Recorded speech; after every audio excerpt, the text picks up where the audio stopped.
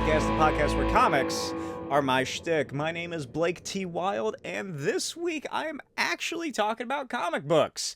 I know, crazy idea, right? A comic book-based podcast that actually talks about comics, but it hasn't been that way in a while, in a couple episodes, quite a few episodes. I don't really remember the last time I actually read a comic that I then discussed on the show. Just haven't had as much time. I haven't been reading comics. I've been reading comics that I would like to cover or that I just don't feel are conversation worthy for this show, this podcast series that I'm doing. But this week, I got a lot of comics to talk about. Not all these, because I haven't read these yet. But as you can tell from the title, I have gone all in on Savage Dragon. But before I get into the episode itself, this week's episode, as all episodes are brought to you by my Patreon and Etsy shop. Patreon.com. You get access to behind the scenes on my comics creation process, early access to videos, artwork, exclusive content on there, and you also get access to the Custodians Agents of Cross issue number 1, which has been posted in its entirety for as little as $3. This book right here, well over 60 pages, goes for $15 retail for the physical copy, but on my Patreon you get access to all of the beautiful pages inside for only $3 a month. And as you can see, it is just pure comics, ladies and gentlemen. That is the best deal you can get. You're not getting anything like this from Marvel or DC, I'll tell you that. It's beautifully colored by myself, if I do say so myself. It is, as you can see, retro style with vintage ads littered throughout. Even on the back is a classic strongman advertisement by Will Wonder for his secret new Vigor Vital Flex method. Created entirely by myself, written, illustrated, drawn. I made all the ads, I did all the coloring, I did everything on this book, and I am currently in the process of inking and coloring and lettering and putting together the other 5 issues. That's right, each issue of The Custodians is going to be 50 to 60 pages. I'm working on the final issue right now, which is well over 70 pages of a comic. It is just pure comics, like I said. And I am so excited. I can't wait to get it out to you guys. But check out the first issue over on the Patreon right now. You can just pay $3 and sign up. You don't even have to continue if you don't want to. That's it. Only $3 for what, double, triple the size of a normal comic book that costs $3 to $5 nowadays? That sounds like a good deal. But you also get access to my other comic series, Destructo Boy, which is a fun sci-fi, zany, family-friendly story about a little robot who lives on a giant space station in the far-flung future. I don't know where any of those display comics are. My office is a mess because, like I said, I have been working just full-on the comics. So everything's scattered around. I don't know what's going on. It looks like a hurricane went through here. But check that out as well. It really helps me out. And let's get right into the episode, shall we? Starting things off with some movie news. Apparently, Lindsay Lohan has confirmed a Freaky Friday sequel is in the works with Jamie Lee Curtis. I don't know why I brought this up. I think I added this to the list when I thought I wouldn't have much to talk about, so I just did it as filler. I don't know if I've ever seen Freaky Friday. I'm aware of what happens. I'm aware it happens on a Friday. They switch bodies. It's freaky. I'm pretty sure it is a Disney movie. I think. Is it? It feels like a Disney movie. Like most Disney movies from that time period, I just don't give a shit. Like most Disney movies, I just don't really care about. But that's neat for the people who like Lindsay Lohan and Jamie Lee Curtis. I like Jamie Lee Curtis. I like Lindsay Lohan, so I'm sure my wife's going to make me watch it. All right, moving on to a new segment that I introduced last episode, the live episode. The first ever live episode is episode 39. Check that one out because it gets chaotic. Where I introduced something that was lovingly named by the fans, the Crow's Nest, where I brought up the fact that there is a new Crow movie coming out this year, and I have no idea what the Crow is. Well, I do. I have never read The Crow. I never seen the other movies, which apparently there's like 5 or 6 of them. as you can imagine, they're not great because who knows anything about The Crow past the sequel. But the Crow trailer thing was released with Bill Skarsgård, I think, and it looks fine. It's gory. I was surprised when he was blasting dudes with a shotgun. Does the Crow just brutally murder people like that? Is the Crow just fucking pumping a shotgun and sticking it in a dude's mouth and just pulling the trigger? I thought he does like ballet in a warehouse like a depressed Kevin Bacon. I guess, but like the visuals is based on a later Crow series, so this is based off of a different Crow, I guess, because it's like it's a different character each time or some shit maybe. So hey, maybe that's what they're doing. Maybe it's it's based off of a different version of the Crow that not everybody has read, because who reads the Crow after like that first one, I guess. I don't know what to say. Crow's Nest.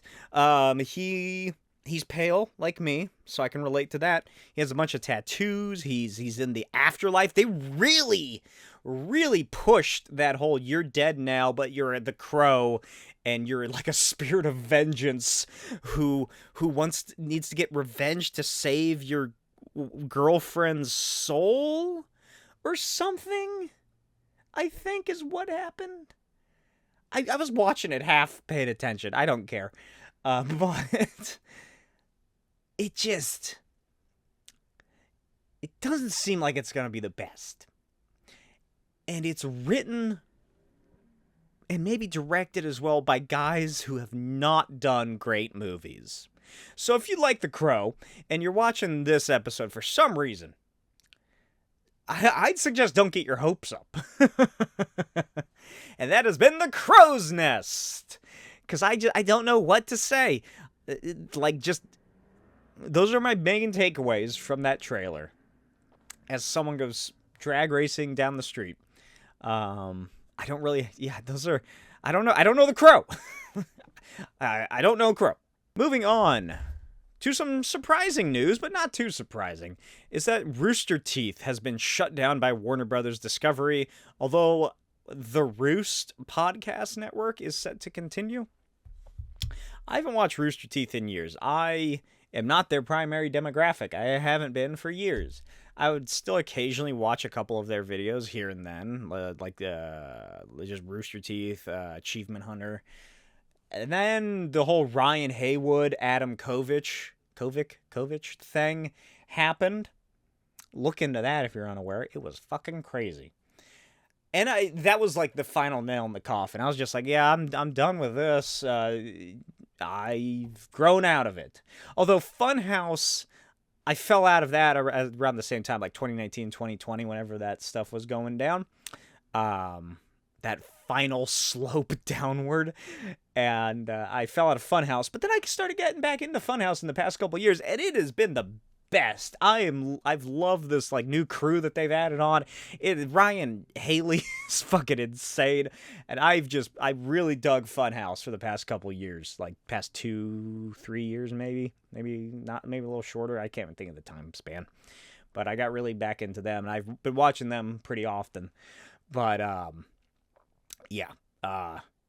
it's not been doing well for Rooster Teeth, and you can tell based on fan reactions, based on their view counts, based on the methods in which the primary company in Texas has been trying to push themselves as to be, look how wacky we are. That kind of, hello, fellow kids, Steve Buscemi situation. Where it's all these 30 to 40-year-old people acting like, oh, I'm so weird, like they're Pee Wee Herman. So in all, it's not too surprising, but it's still shocking. Rooster Teeth was a big part of my upbringing, I suppose, my childhood. I loved Red versus Blue. I have all the not all the seasons. I have all the seasons up to a point on DVD somewhere. Achievement Hunter was great.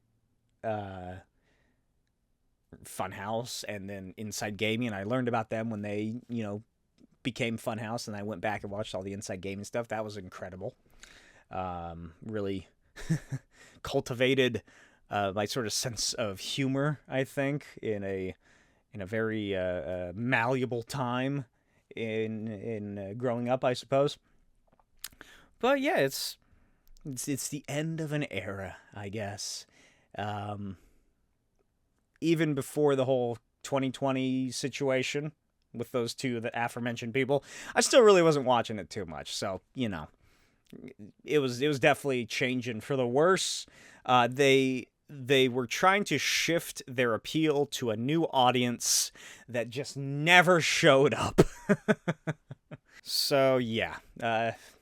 Rest in peace, Rooster Teeth. Cockbite. The new logo fucking sucked. Moving on. Scarlett Johansson has apparently been offered a lead role in the new Jurassic World film that's coming out. Remember that? Remember that thing that I keep talking about with David Cope? I fucking, like, nearly every episode for, like, the past 5 or 6 episodes, I have discussed this movie. Why did I make a Crow segment instead of a Jurassic World segment? If you have a good idea for a Jurassic World news dump themed segment of the episodes, let me know. If not, I'm just gonna keep going every episode with the Crow's Nest. Sure, put Scarlett Johansson in there. I was gonna say another attractive redhead, but she's not naturally redheaded, is she? That's only when she plays Black Widow. Yeah, I guess. She's a good actress. She's been in bad movies. That's what it was. The guy who did, what was that anime adaptation she was in? Shell Body Robot. My brain in the shell dead. Body in the shell, brain in the shell. What the fuck is it? Something like that. The guy who's directed The Crow also directed Ghost in the Shell. There you go. That's what it is. The guy who directed the live-action American adaptation of Ghost in the Shell, starring Scarlett Johansson, is also directing the live-action adaptation of The Crow. This just came out of The Among Us. You know, that video game that was really popular about 4 or 5 years ago? It's getting an animated series starring Elijah Wood as the green astronaut, Randall Park as the red astronaut, Ashley Johnson of the Avengers fame as the purple one, and Yvette Nicole Brown as the orange astronaut. I never played that game. I never got into people playing it. I remember going into work and people, like, my coworkers were playing it on their fucking phones. Everybody was playing it. And I just never got into it. I didn't even care. I had no interest. I'm not going to watch this, that's for sure. I might watch a trailer or a couple of clips if there's anything good, like a highlight reel, I guess. But good for them. It's a property that made a lot of money that they're trying to capitalize far too late. It's almost like Slender Man. Something I am very excited about is what these next couple of segments are about. Is Late Night with the Devil has been announced to have a full release date, starring David Dastmalchian is the star. I haven't watched any trailers aside from like one that they posted months ago, like last year. But it's like a found footage horror film where David Dastmalchian plays a late night talk show host. And then the devil shows up, I guess. It starts like they're getting fucking possessed and haunted and like poltergeisted. It looks fucking great. I am so excited. I didn't watch the newest trailer that just released like a couple weeks ago because I just want to go into it as blind as possible. But it is getting a release about next week or so, March 22nd, 2024. I think it's going straight to Shudder. I think Shudder, the horror streaming app, which is pretty fun. I enjoy it. I've had it for about 2 years now. They got the licensing rights, release rights, whatever, to it in North America. So I am really looking forward to this film. I love David Dastmalchian. He did a comic series in the past couple of years. I only read like the first issue, but I really enjoyed it. He's just a great actor. I love his face. He's just a very expressive actor. He's great. He was a Polka Dot Man in the Suicide Squad, if you're unfamiliar, and Kurt in the Ant-Man movies, and that little blobby one that made people drink himself in the third Ant-Man. But yeah, I'm really looking forward to that. I'm also looking forward to Peacemaker Season 2, which is going to be starting its production sometime soon. James Gunn announced that it is going to be simultaneously in production with Superman. So he's not going to direct a lot of the episodes, which I don't think he really did in the first season, did he? If there was like 8 episodes, I feel like he only directed maybe 4. But he announced that, so that's coming pretty soon. I'm fucking so excited. But he also announced that Peacemaker Season 1 is not going to be canon to the new DC Universe, which isn't that surprising. I mean, the Snyder Justice League showed up in the end of that one, so that should be a sort of a dead giveaway to begin with. But, like, why do so many people complain and get upset about this DC Universe reboot happening when it's the exact same methodology that happens in the comics? The universe got rebooted when Flash happened and fucked everything up and fucked up his universe irrevocably. And now we're like in a completely new universe that's probably not even part of it. It's just, here's the Snyderverse, here's the James Gunn universe. They're going around the orrery of worlds in the multiverse. They're vibrating at different frequencies. But think of the Peacemaker Season 1 as just a series that was in the New 52. New 52 ended and it became DC Rebirth. Hey, that's Peacemaker Season 2's in that one. I'm sure it's gonna... I wouldn't be surprised if it's just... Yeah, that fucking basic storyline happened. The Suicide Squad happened. It's a little different in this one, but it's more or less, it's the same. Like, why, just do that. That's all you need to do. Is just, Peacemaker went through all the exact same character development, all this and that, except in this new universe, it was new Batman, new Superman, new Justice League that showed up at the end. They were late. It was Lobo instead of Aquaman. Just fucking do that. How hard's that to do? Because it's so just uneventful, for the rest of that universe and the rest of the new Peacemaker or DC universe is just, it's such a small stake story, ironically, even though it's dealing with planetary invasion, that no one else really has to get involved at all. No one did get involved at all. So it really doesn't matter if it's not canon or not, I'm sure, like I said, I'm sure it'll pretty much just be, he's back! We'll reference the first season, but we're just moving on. Everything is pretty much the same thing happened, except it just was a different Justice League that showed up. Here's something odd. Marvel and DC fired X-Men 97 creator. I'm sorry, but this guy's fucking name. Bo DeMayo. I'm sure that's not how it's pronounced, but it just sounds like a fake name. It's like he was lying in his interview, and he didn't want to give him his real name. So he looked to the side, he looked out the window of the office he's sitting in, and he can see into the employee lounge eatery, and he sees somebody just dumping a fucking jar of mayonnaise into a bowl. It's like, Bo DeMayo. It's Bo Damio, probably is closer to how it's pronounced, I'd imagine. But it's just such a weird name. He was fired. Out of nowhere, out of the blue. His social media stuff is gone, apparently. I don't fucking know. That usually does not mean good things. People are saying that it has something to do with him having an OnlyFans account, and he posted a dick pic. He's posting to Mayo. Oh, fuck. But, And then other people are like, oh, obviously it's because X-Men 97 is a terrible show, and they fired him because they don't want to keep making it or something. But, you know, we're not going to know until if anybody makes an announcement. I'm sure he has plenty of NDAs that he has had to sign.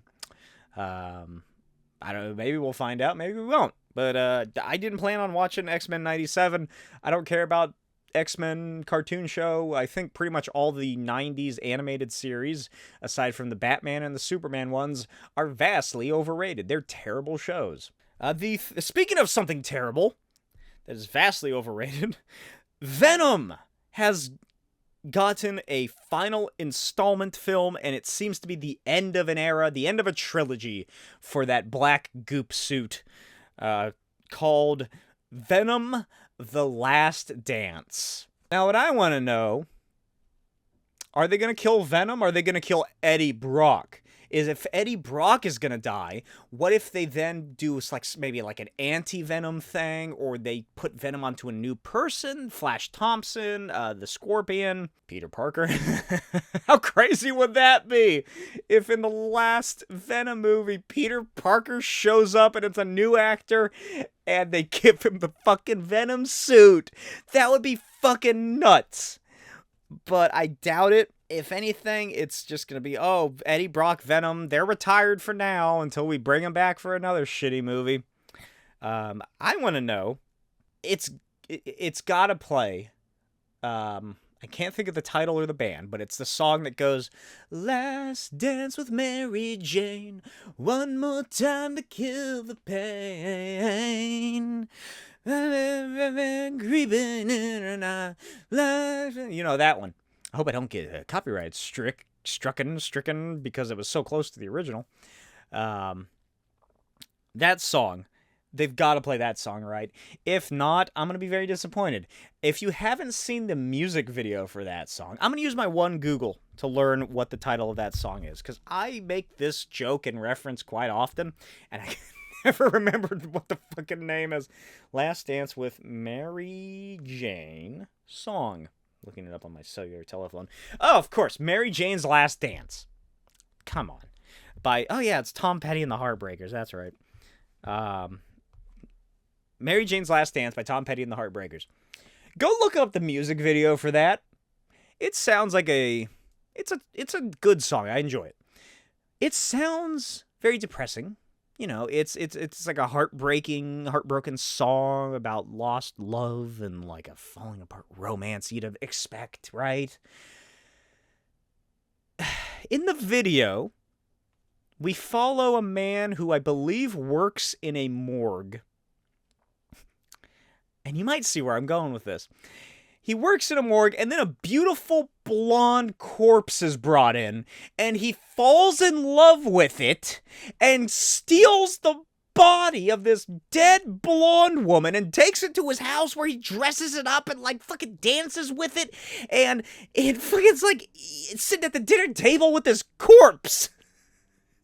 That's what's happening in that music video. So if you ever hear that song, I doubt you will, because it doesn't play often on like the radio or something, I can't imagine. Just think about that, because I do. My English teacher in high school showed me that. She was like, you guys know that song, right? Have you seen the music video? Get ready. She showed me that, and then I've never forgotten it. Anyway, moving on. The Batman Part 2 of apparently 3. Suddenly this has become a trilogy called the Crime Saga, which includes the Penguin show, too. The Batman Part 2 has been delayed until 2026, nearly 5 years after the first one.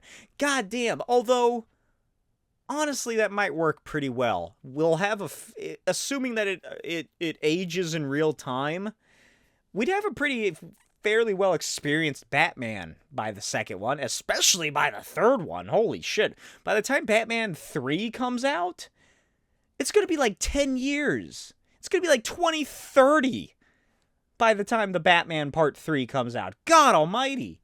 And then we got the Batman from like the mainstream universe that's happening, which I think is really cool. I'm really digging the fact that we got the Pattinson alternate Batman, and then we have the mainstream Batman, which, oh my god, I hope to God he's like Adam West, right? Or he's more, it's called Batman Brave and the Bold. So I hope it's the blue, I hope it's the gray suit. I can give or take the full white Deadpool animated eyes. But I just want a colorful, happy Batman hanging out with his little son Damian that he has to work with. And I want that. I want a Batman that hasn't been done before like that since Adam West. That is what I want. That's what I've wanted for years. But they just keep making him gritty and dark. And it's annoying. But anyway, here's an MCU report from Forbes. According to an insider, there is not going to be an Eternals 2, Captain Marvel 3, or Ant-Man 4 as Disney has gotten risk-averse. So let's go down that list. Eternals 2. I am disappointed. Because I'm the one fucking person in the world that actually enjoyed the Eternals. I don't know if I told this story, but when the Eternals came out, my wife and I went and saw it in like the early mid-afternoon. It's a 3-hour-long movie. We got out around 5 or 6. We went it's in our movie theater's in a mall, so we went to a local restaurant and we just ate there. We got a little tipsy, and then we went back to the movie theater and watched Dune Part 2 or Part 1. 2. I somehow convinced her to do a double feature of 2 of the longest movies that released that year. And oh my god, it was rough. Oh, jeez, the drinking definitely didn't help during Dune, because I was getting sleepy, she was, falling asleep on my shoulder, and just wanted to go, and, I love that first Dune movie, that's a great movie. But my god, if you're sitting in the theater after having sat through 3 hours of the Eternals, and then had some drinks, and then you have to go back and sit through another 3-hour-long movie, you're gonna get to a point at about the 2-hour mark, where you're like, God almighty, how is this still going? Why isn't it ending yet? Can it just end? Because it's getting late and I just want to go home and go to sleep. Oh, it was an experience that I cannot recommend. Although, I loved both of those movies. I really dug the first Eternals. And I wanted to see where the story was going. I like the Celestials. I like the Eternals from the comics. I dig the Jack Kirby, although I really wish that they had delved more into the Jack Kirby aspect. But I was looking forward to seeing where that storyline would go. But unfortunately, I never will find out. Maybe, unless they can work it into some other storyline. But I doubt they will, since the end of the multiverse is coming. Captain Marvel 3? Again, I enjoyed both Captain Marvel films. I enjoyed Captain Marvel. I think we saw it 3 times in theaters. One of those times was just because we didn't have anything else to do. But I really dug that movie. It's a fun romp. It's quick. It's light. I like Brie Larson. It has Sam Jackson running around. It has Clark Gregg as Agent Phil Coulson, one of the best Marvel characters in the MCU. It's just a fun movie. I don't know why I zoned out, but the Marvels I really dug. You can check out my my review on that, a couple episodes, whatever that was, I can't remember. I really enjoyed that movie. I had a lot of fun with it. I really dug the credit scenes and the endings. I thought the villain was interesting.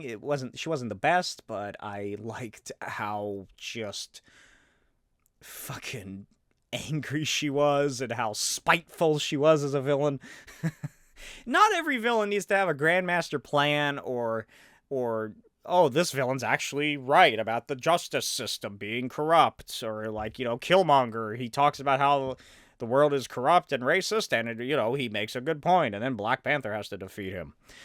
Not every villain needs to be that. Some villains, like the one in Captain Marvel 2, whatever her name was, she just fucking hates Captain Marvel. And I mean, you can't blame her. Captain Marvel did ruin the planet. the planet was fucked up, you know, they had a fucking corrupt system that was racist. But, you know, she's just a spiteful bitch. And that's okay. That's okay for your villains to just be spiteful bitches. Magneto is. My favorite version of Magneto, aside from the original, is in New X-Men, where he is so petty and spiteful that he pretends to be a different person for like years or something, or however long, like a year and a half. He pretends to be a different mutant that has a sun or a black hole for a head, I think, or a sun. And he makes this just elaborate backstory. It's so fucking funny. I was dying at the reveal, like I knew it was coming. Unfortunately, but just thinking after all of the stuff that happens in Grant Morrison's new X-Men series, and then you get to the reveal that Zorn is actually Magneto, and you just look back at all the stuff that he would have had to do to prepare for this scheme. It's just so fucking funny. And that's okay for your villains to just be like that, you know? It's fine. But yeah, Captain Marvel. I think that's a suitable ending place. Carol's doing stuff in space. Kamala's doing stuff on Earth. Focus on Kamala. Iman Vellani, I dig her more than Brie Larson, but they're still both good. And of course, Monica Rambeau, she's out of the universe, so you don't have to worry. And then, what was the other one? Ant-Man 4. Ant-Man 3 ends on a perfect spot. It's fine that that's not going to continue. I'm okay with there not being an Ant-Man 4. Okay, let's get into some actual comic stuff. So let's, I'm going to just briefly bring this up. The McFarlane Spawn Contest controversy. So Todd McFarlane, Image Comics, the Spawn division, they held a contest through social media where, hey bud, you like Spawny? Well, and create some fan art for free, and I'll make it the cover of a variant cover. It doesn't say anything about you getting paid or anything like that, or there's no chance. There may not be a chance that you ever get work in the comic industry again, but you'll get a variant cover of your art of my character for free. And then thousands of people entered. I did it. I was between issues 3 and 4, or 4 and 5. I was between issues 4 and 5 of The Custodians when that was announced this past December. And I just needed a break in between. I just needed something to, you know, just rejuvenate myself after working on 50 plus pages of a comic. And so I created just a fun little image of Spawn at a hellish masquerade ball. You can see it on my Instagram. I posted it on there at NotBlakeWild. Link in the description. And at the beginning of the video, I think. But, you know, I wasn't gonna fucking be anywhere near the top of the selections. But anyway, thousands of people entered. Some great stuff. Mine included. But in the rules, it clearly stated that AI art would not be accepted. Here's the kicker. The people that chose the winner, because you can look me straight in the face and tell me, yeah, Todd McFarlane chose all the winners. He definitely did.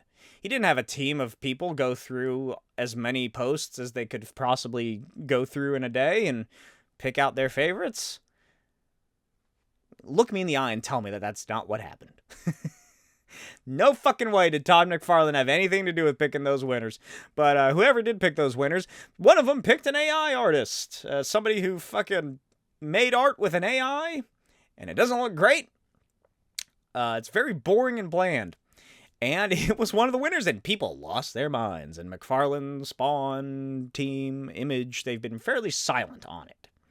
So I don't know if anything's going to come of that. But let's talk about AI in comics for a brief second. So I use AI for my comics. not for the actual books themselves. I use it as reference images because the beauty with it is that you can describe the exact pose or like action that you have planned out in this panel. And for me, I use a lot of I heavily use photo reference, and then add my little twist to it, just to make sure that everything looks right. I've done that after receiving far more interest in my art post photo reference than heavy photo reference. It's not like I'm doing Greg Land where I'm fucking tracing or anything like that. I just, I take a look at an image and then I draw the basic circle, tubular, tuboids or whatever they're called, cylindroids or something like that, that you would if you're drawing the human figure. And then I go from there. If I'm doing faces, if I'm trying to base it off of at least in part look like somebody, then I'll take photos and draw it from that. But yeah, I use it just for photo reference for things. If I'm trying to find a city from a certain angle, I'll use Bing to, hey, 4K image of like a super low worm's eye view of a city towering, looking up, something like that. Just something of that nature. Oops. Because it's a tool.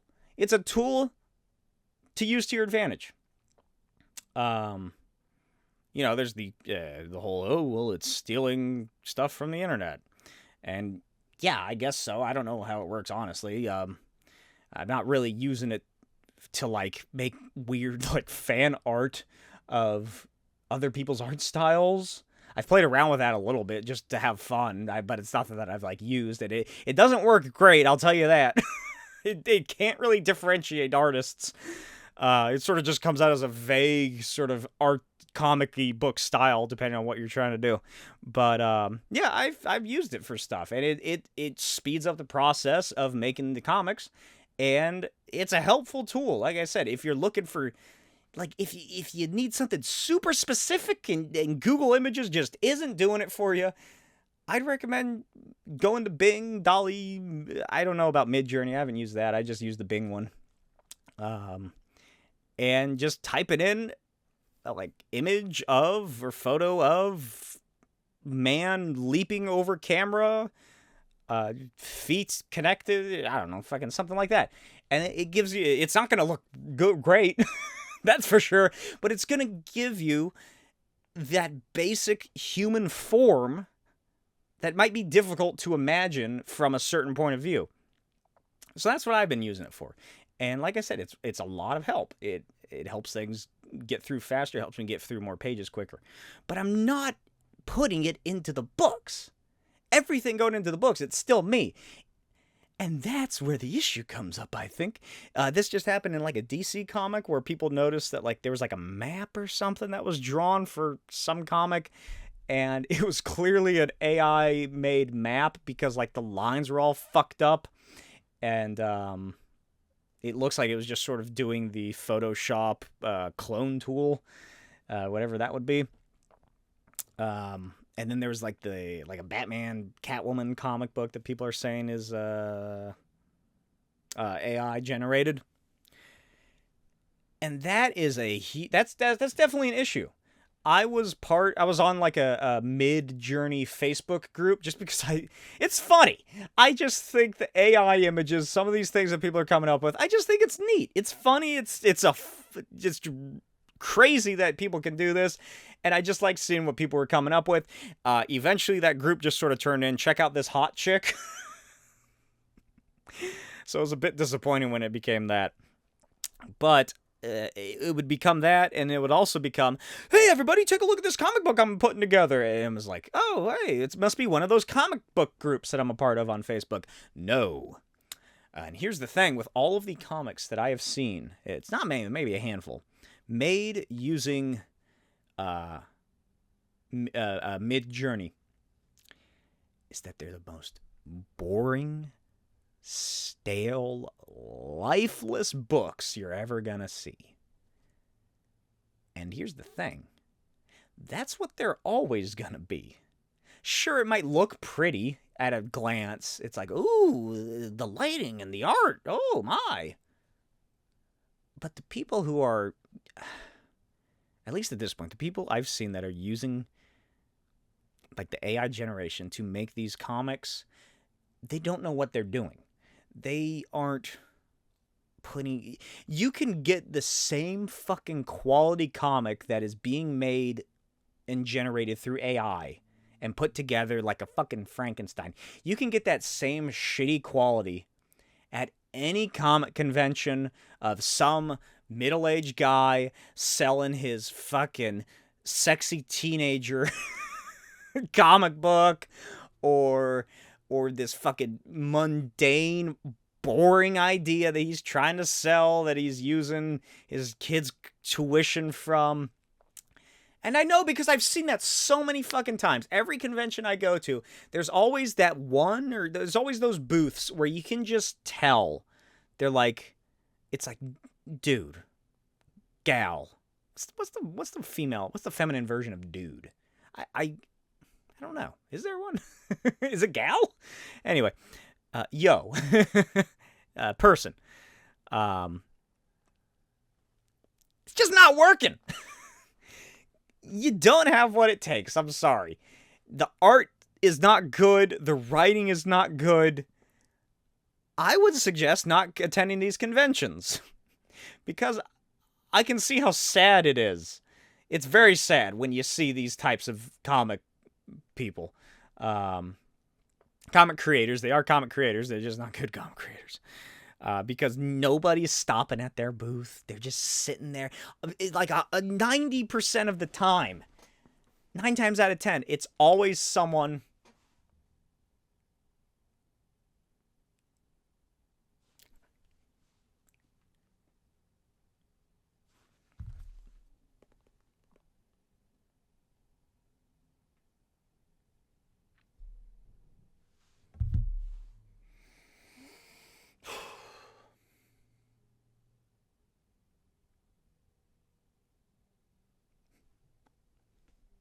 That's them checking out an attractive cosplayer. It's like the people who have this sort of delusion, this delusion of grandeur regarding the comic that, oh, I made this and it is the best and I'm going to make it big. I'm going to be the next Todd McFarlane. I'm going to be the next Scott Snyder. I don't have to work for this. I don't need to do this. Look at this comic I just whipped up. This used to be a screenplay for a movie that I was writing. And before that, it was the next American great novel. Next great American novel. But now it's a comic book. And it'll be picked up for Netflix, I'm sure, or Amazon Prime. And all I have to do is just sit here and wait and watch as the peons come to me, you know. Hyperbole, obviously, but who doesn't love some hyperbole? And that's just the vibe that I get from these people. That's the vibe I get from those same people who sit at their booths with their terrible art comics that are poorly written, that just need more time to cook. Need some more time in the oven. The steak's looking a little raw. I don't know who cooks a steak in an oven. Maybe that's why it looks so bad. Why are you trying to cook this steak in an oven? Anyway, that's just the same exact vibe that I've been getting from all these people doing AI comics. That's the same vibe I got from people doing NFTs. Ironically, both of those people were Todd McFarlane. But that's, like I said, at least now, it's just, and I'm sure it'll always be. You'll always be able to tell. Because it's lifeless. The panels and compositions and camera angles are boring. Boom. Head on.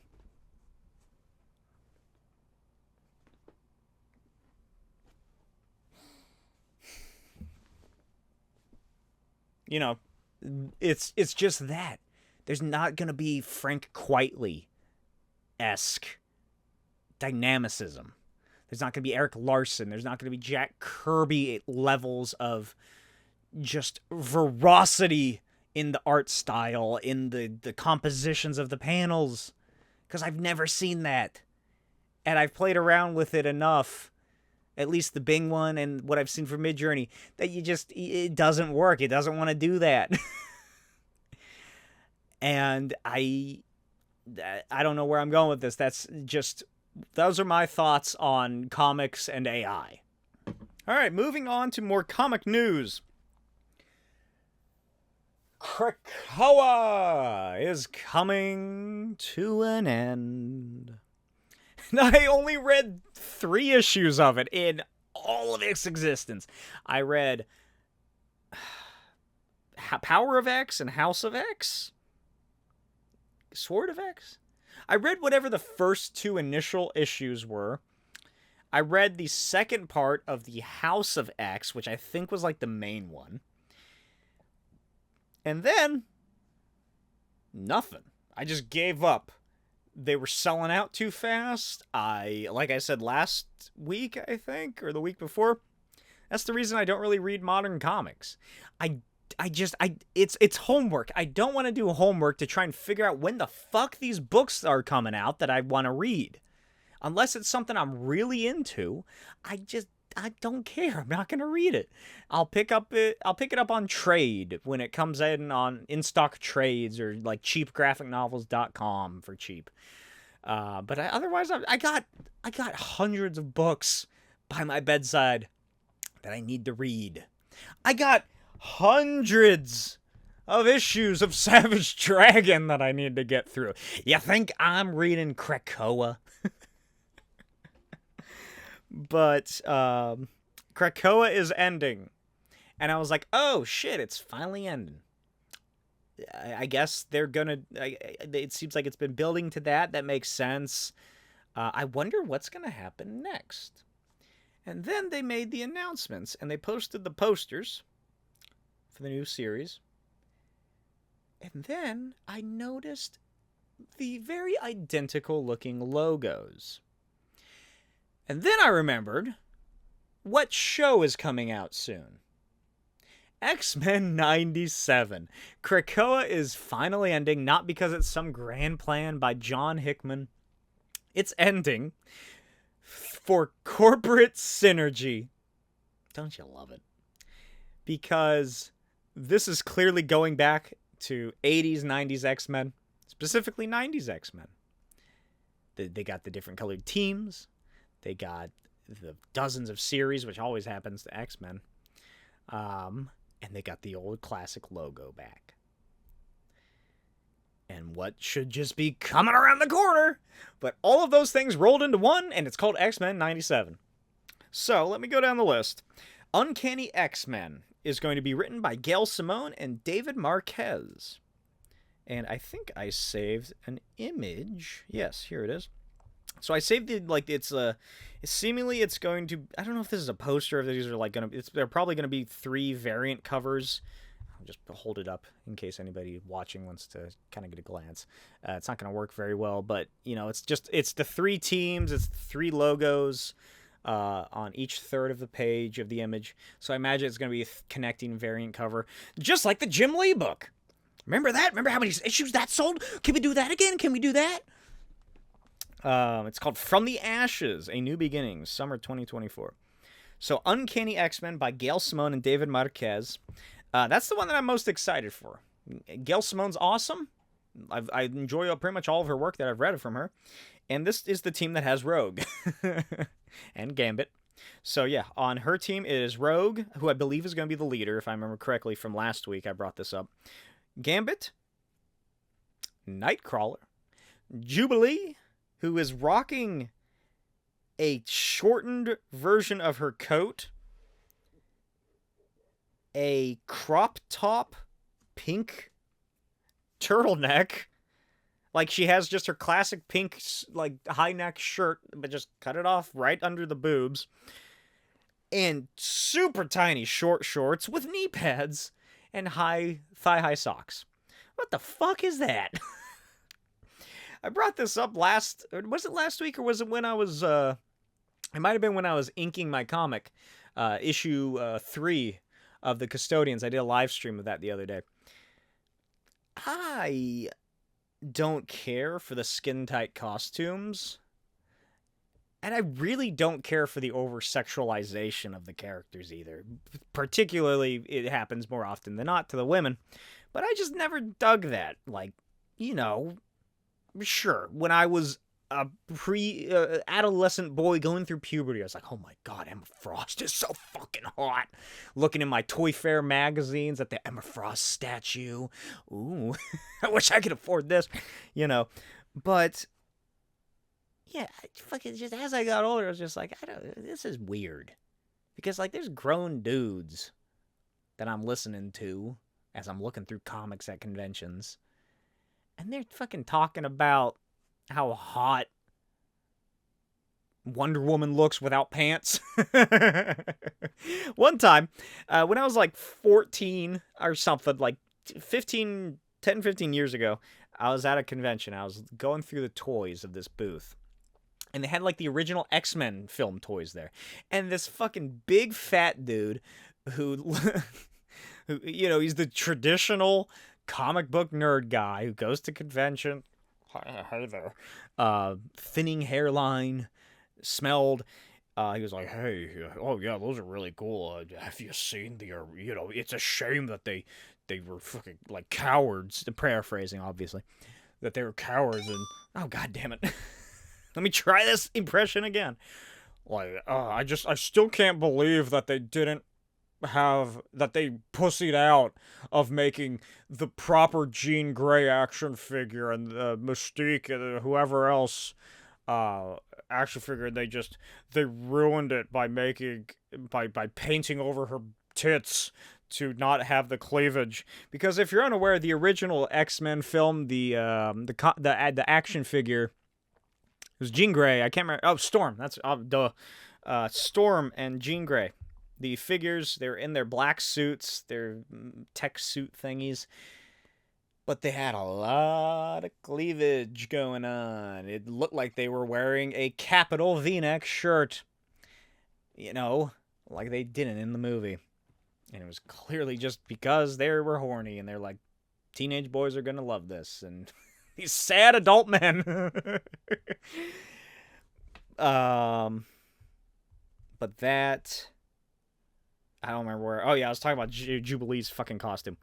Everybody else, Gambit looks like the 90s. Rogue looks like the 90s. Nightcrawler, his costumes always look the same. And Wolverine, he's back to his yellow and blue stripes. Moving on. X-Men. Titleless, adjectiveless X-Men. Ooh, just like the 90s. Is Jed MacKay with art by Ryan Stegman. I've never read or opened or looked at a single book that either of those two men have done, so I can't really say much. This team is fucking just got a lot of people on it. It has Cyclops, who looks young in this image. I assume that's just Stegman's art style, and he has like sort of a composite costume of the X Factor, whereas the giant X is going over, and then the yellow and black. Looks like Psylocke. Beast, who I guess is back to being a good guy, I suppose. Magic, Ilyana Rasputin, one of my favorites. Quentin Quire, another one of my favorites. Not digging his costume. It's all right, but it's just silly looking. Not as silly as the Juggernaut's costume. It looks so dumb the more you look at it. That's the classic Juggernaut costume, all black. It has he still has the red armbands, but he has a giant red X going over his helmet. I don't know why, it just looks so stupid. He looks like he looks like the cannonball or the anvil that the Coyote's gonna try and drop on the Roadrunner or something. Who is that other character? Who the fuck is that? It's like, who is this woman? She looks like it's like a young black woman who has ice and fire powers. Because I just realized she's riding one of those like ice slides that Iceman is well known for. But like her left half is on fire and her right half is ice. I was about to say her left half is black, but both sides are black. She has color matching knee pads. Also with X's, they're really going hard on the X thing. The thing that nobody really liked from the whole X Factor situation. They're going back to that. And she also has like Bride of Frankenstein hair. I don't know who the hell that is. Composite fire ice?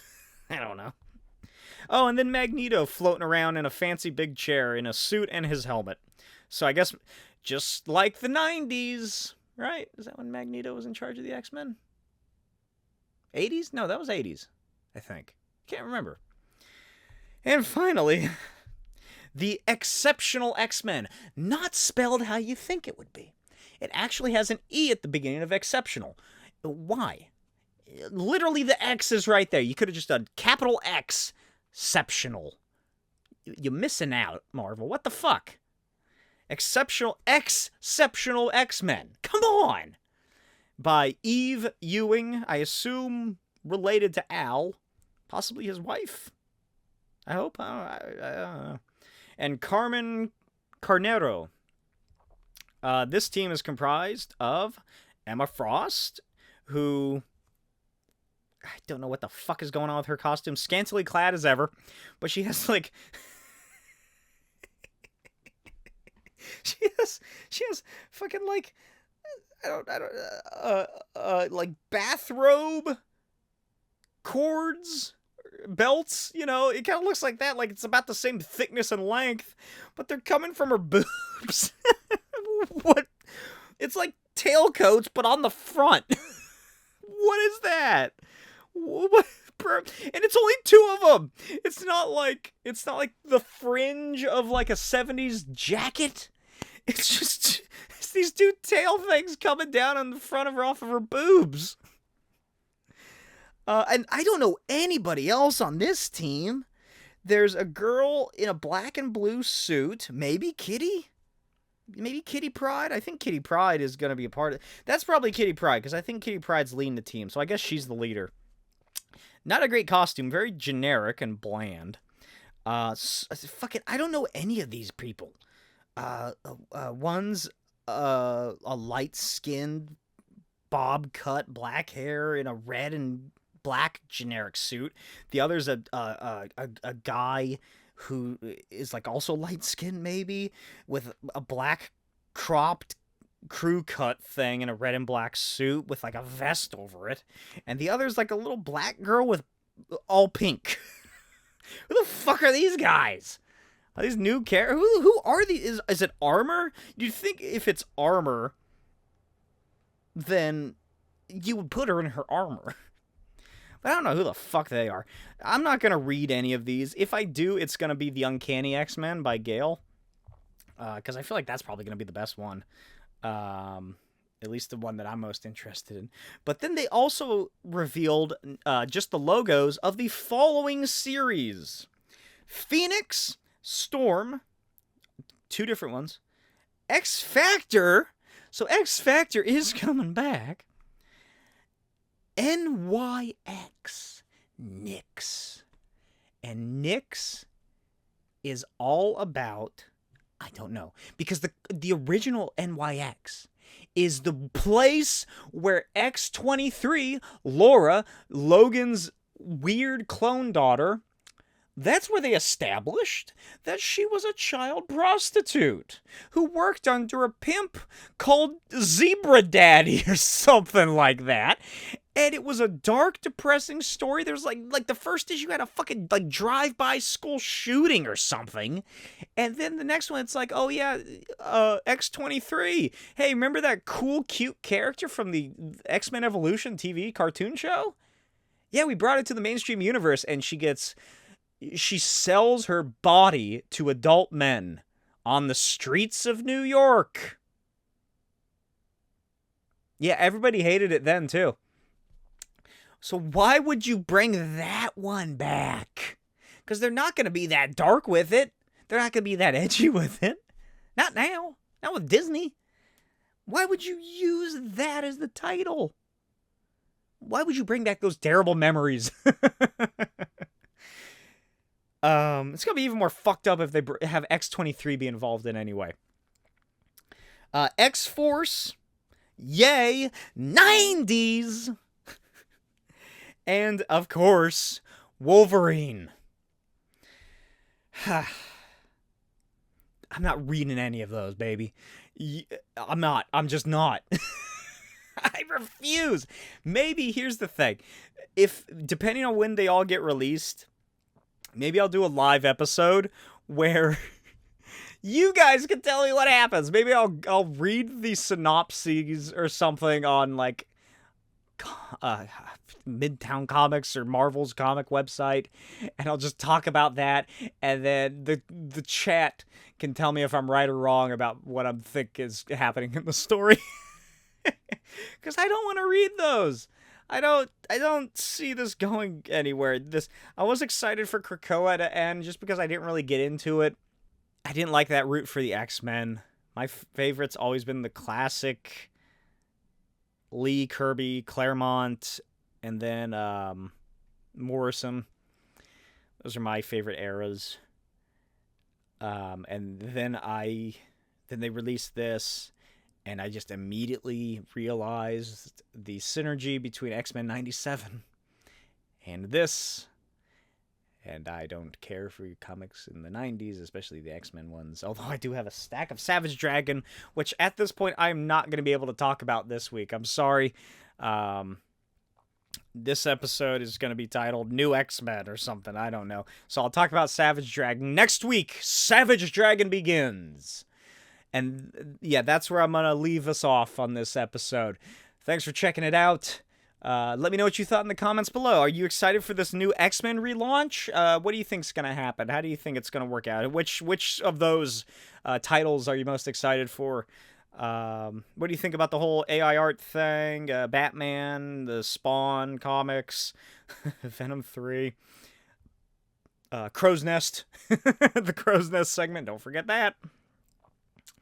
And I will see you guys next time for the Titanic episode 40, where I talk all about Savage Dragon. As always, check me out on Instagram at NowBlakeWild. Check out my Etsy and Patreon and all of that good stuff in the description below. And I'll see you next time. Bye.